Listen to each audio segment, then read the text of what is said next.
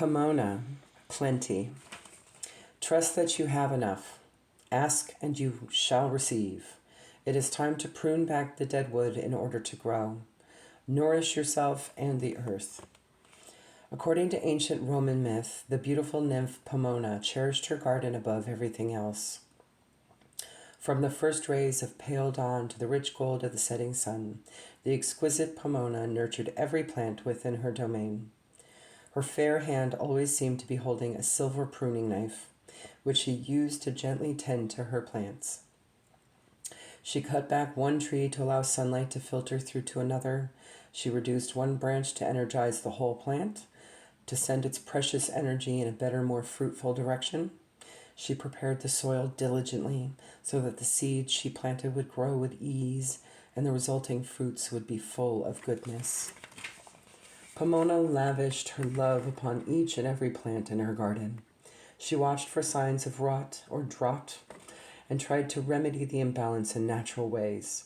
No plant ever became stifled and none grew too large. All flourished.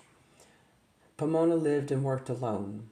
So engrossed was she in her garden of delights that she did not feel the need for romantic company.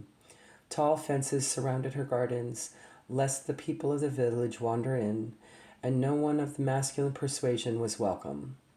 This did not discourage some from trying to win her love, though. Gods, fauns, and satyrs all tried to gain Pomona's attention, but failed miserably.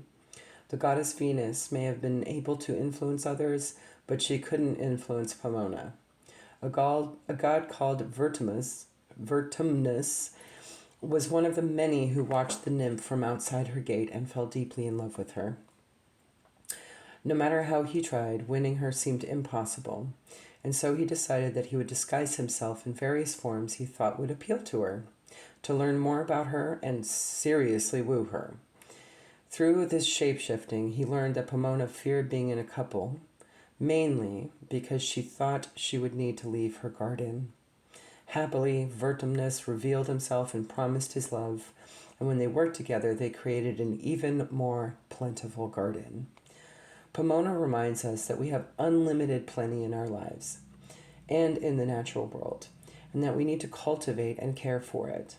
In both a literal and figurative sense, we can stifle growth if we do not choose to prune back the unnecessary things in our life. For most of us, there are always some aspects of our lives that we would like to change. These things may take the form of an outmoded belief, a bad habit, a damaging pattern, or a plain and simple fear.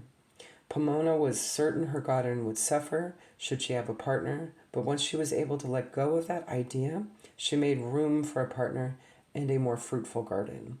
Often with these unnecessary things, we need to make a decision to finally leave them behind or cut them out of our lives once and for all. Just as Pomona holds her pruning knife ready, we too need to be ready to use our true wisdom and courage to free up our natural capacity for growth.